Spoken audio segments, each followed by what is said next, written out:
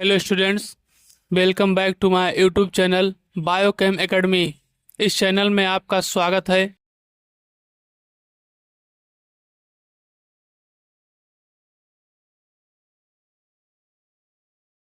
यहाँ बताया गया है वाष्प प्रावस्था में संगठन। ठीक है, अब हम लोग समझेंगे कि वाष्प की जो प्रावस्था होती है उसमें संगठन किस तरीके से कार्य करते हैं, मतलब कि गैस एक तरीके से कैसे आपस में दूसरे गैस एक तरीके से जुड़ने का कार्य करते हैं। ठीक है, और वो पूरा जुड़ के एक तरीके से टोटल बनाते हैं।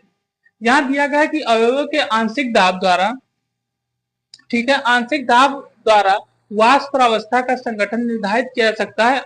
ठीक है, अब इसको हम लोग समझेंगे। यहाँ बताया जाता है कि जो अवयव होते हैं, जैसे जो अवयव हो गए, जैसे मान लीजिए कि आपने शुरू एक कैसे समझे कि आपने एक गिलास में पानी और अल्कोहल लिया है। ठीक है, उसको आपने गर्म करना शुरू कर दिया। ठीक, तो आपको ये भी पता होगा कि अल्कोहल अगर सिर्फ वैसे ही गर्म किया जाएगा तो वो स्पिरिट के रूप में रहता है, वो जलने लगता है। जैसे आपको बताया कैसे, आपने देखा होगा जो परफ्यूम होते हैं, ठीक है, उसमें वो जलने लगता है क्योंकि उसमें आइसोप्रोपेनॉल के रूप में कुछ ना कुछ अल्कोहलिक मात्रा पड़ी रहती है। उसी को आप ले लीजिए, वो भी एक तरीके से समझिए, एक तरीके से गैस के रूप में रहता है। जब आप उसको स्प्रे करें तो गैस होता है, लेकिन उसको आप हिलाएं तो एक तरीके से लिक्विड के फॉर्म में अंदर रहता है। ठीक है, तो यहाँ यही बताया जाता है कि जब कोई अवयव के आंशिक दाब द्वारा वाष्प प्रावस्था का संगठन किया जाता है, तो जैसे कोई हमने अभी बताया कि उसको गर्म करें, तो जब दो पदार्थ ली हुई हैं उसको आप गर्म करेंगे तो जो उसका वाष्प होगा, ठीक है, वो भी एक तरीके से दोनों पदार्थ मिलकर ही वाष्पीकृत हो गए। ठीक है, तो उनका एक तरीके से क्या जाता है, वाष्प प्रावस्था का जो संगठन निर्धारित किया जाता है, ठीक है, उसी को हम लोग क्या कहते हैं, वाष्प प्रावस्था में संगठन। तो अब जो दोनों पर, जैसे हमने ये कहा कि आधा लीटर हमने जल लिया और 250 ml हमने क्या लिया, एल्कोहल लिया। ठीक, अब दोनों को जब मिलाया गया एक तरीके से, तो जो उनकी प्रावस्था तैयार हुई, जिसको गर्म किया जाएगा, तो दोनों को वाष्पीकृत जब दोनों होंगे तो दोनों एक तरीके से संगठन के रूप में ही वाष्पीकृत होंगे।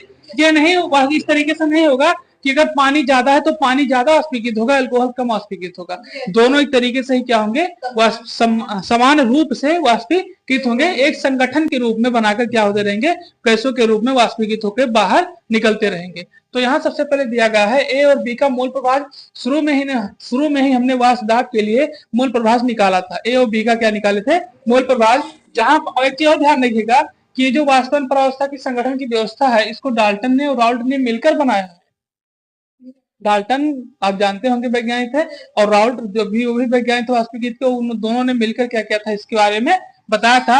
अब यहाँ पे आपका जो मोल प्रभाव वहां पे निकाले थे ए और बी का, तो ए का झाई ए और झाई बी, ये दोनों क्या है तरीके से मोल प्रभाव के रूप में, ध्यान रखिएगा। ठीक है, तो हमने पहले पीए का, मतलब पीए का वाष्प दाब निकाला। ठीक है, वह वाष्प दाब है या आंशिक दाब, जिस तरीके से इसको आप समझिए। ठीक है, तो ये पीए बराबर झाई ए, और फिर इंटू इंटू के रूप में दिया गया है पूरा दाब, कुल प्रेशर लिया गया है, पी टोटल लिया गया। ध्यान रखिएगा, ये पी जो कुल लिखा है इसको टोटल भी कहते हैं, कहीं आप देखेंगे लिखा रहेगा। ठीक, तो ये P total equal to chi equal to P A अपान पी कुल होगा। यानी कि अब यहाँ से झाई जो आपका ये निकल के आया है, ये एक तरीके से जो दोनों आंशिक दाब की जो परावस्था का संगठन एक तरीके से हुआ था, तो कुल निकल के आ गया। ठीक, इसी तरीके से पी भी आपके यहाँ पे निकल के आ गया है। ठीक है, और ये आपका उससे व्यक्त किया था, शुरू में राउल्ट के नियम से इसको क्या किया था, शुरू में बताया था, इसको व्यक्त किया था। अभी इसका हमें पूरा निकालना हो तो ये भी निकाल सकते हैं। यहाँ पर P equal to P A chi A plus P B chi B, ये आपका टोटल निकल कर आ गया, कुल दाब निकल कर आ गया। इसको भी शुरू में हमने इसको निकाला भी था। ठीक है, तो ये आपका वाष्प दाब प्रावस्था में संगठन इस तरीके से क्या हो गया, आ गया। ठीक, इसमें कुछ पूछना हो तो बताओ, नहीं तो फिर आगे शुरू करें।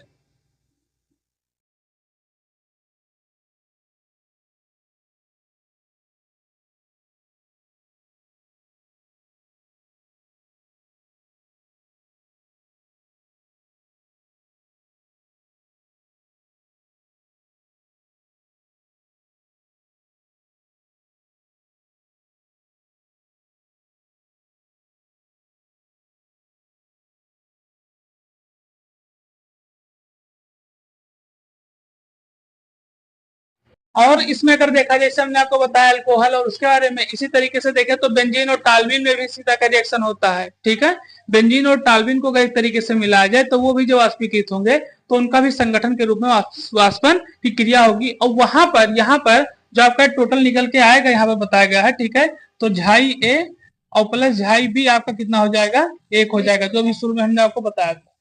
अगर कहीं बेंजीन और टाल्विन का प्रयोग किया गया है तो इनका संगठन इस तरीके से निकलेगा उसी तरीके से, लेकिन इसकी जो वैल्यू कितनी हो जाएगी, 1 हो जाएगी, ध्यान रखिएगा। तो हम लोग अब समझेंगे राउल्ट के नियम की सीमाओं के बारे में, ठीक है। क्या समझेंगे?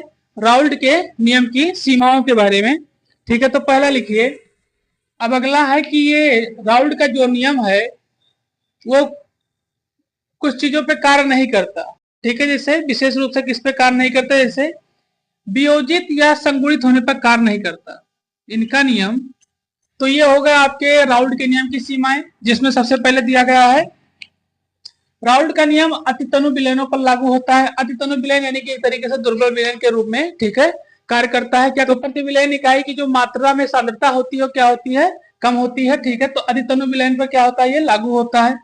इनका नियम अवाष्पशील विलय से युक्त विलयनों पे भी लागू होता है। अवाष्पशील, ठीक है, मतलब जिनका अगर वाष्पन नहीं भी किया जा सकता, धीरे धीरे क्या हो रहे हैं, वो विलीन हो रहे हैं, मतलब तरीके से अपने घटक को बना रहे हैं, तो उन पर भी लागू होगा। या वाष्प के अवनमन के विचलन, ये जो अवाष्प होते हैं, ठीक है, वाष्प होते हैं जो, उनके जो अवनमन होते हैं, ठीक है, विचलन उत्पन्न कर देता है, और ये वियोजित और संगुणित पर कार्य नहीं करता, ठीक है, ये भी ध्यान रखिएगा। तो ये होगा राउल्ट के नियम की सीमाएं। तो यहाँ पर आपके राउल्ट के नियम क्या होते हैं, खत्म होते हैं। अब इसके बाद हम लोग अगला टॉपिक पढ़ेंगे, आदर्श तथा अनादर्श विलयन, ठीक है। चलिए, वह विलयन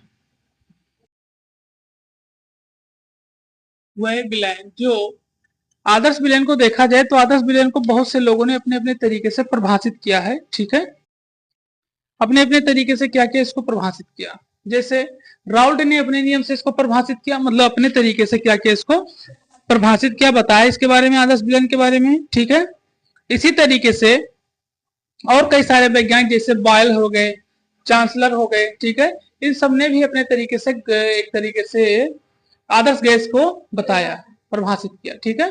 तो यहाँ सबसे पहले राउल्ट के नियम की अगर समझें तो बताया था वह विलयन जो सांद्रता, ठीक है, वह ताप पर विस्तृत पार्श्वों में, ठीक है, क्या हो, पार्श्वों में राउल्ट के नियम का पालन करें, ठीक है। तो यहाँ बताया था कि विलयन जो सांद्रता व फिर ताप पर। अब सबसे पहले जो कोई विलयन है उसकी जो सांद्रता है, ठीक है, अब जैसे उसकी सांद्रता दी गई है उसी तरीके से उसमें क्या दिया जाएगा, ताप दिया जाएगा। मतलब कैसे, किस तरीके की सांद्रता है विलयन वो ठोस आग, मतलब एक तरीके से लिक्विड में भी जो ठोस होते हैं, जैसे आपका शहद हो गया, ठीक है, लिक्विड ही है लेकिन वो भी एक तरीके से जेली तरीके से ठोस रूप में है, ठीक है। तो यहाँ कह सकते हैं कि विलयन की किस तरीके की सांद्रता है उस तरीके की उसका क्या होगा, ताप होगा। उसके बाद जब वो अपना क्या होगा, विस्तारीकरण के रूप में फैलेगा, यानी कि इस तरीके से कि जब वो वाष्पीकृत की अवस्था में आने लगे, ठीक, तब वहां पर राउल्ट के नियम का अगर वो पालन करता है तो राउल्ट का नियम कैसे पालन करता था, राउल्ट का नियम वही होता था जहां पे दो विलयन एक तरीके से कार्य करें और प्रतिपादित हो जाएं, ठीक, तो वहीं पर राउल्ट का नियम कार्य करता था। तो वही एक तरीके से क्या है, आदर्श विलयन है। और कोई भी विलयन आदर्श विलयन कभी नहीं होता, ध्यान रखिएगा, क्योंकि बताया कि ना कि आदर्श विलयन केवल एक क्या है, काल्पनिक गैस है, और जिसे किसी ताप या दाब पर द्रव में नहीं बदला जा सकता, किसी भी ताप और दाब पर द्रव में बदला नहीं जा सकता, ठीक है। और ये एक तरीके से क्या है, काल्पनिक गैस के रूप में, ध्यान रखिएगा, ठीक। तो यहाँ सबसे पहले यही बताया गया कि आदर्श गैस केवल एक काल्पनिक गैस के रूप में है, ठीक। तो ये बताया गया आपको आदर्श विलयन के बारे में। इसमें कुछ पूछना हो तो बताओ, नहीं तो फिर हम इसका समीकरण से दिख रहा है क्या, ठीक बता रहे।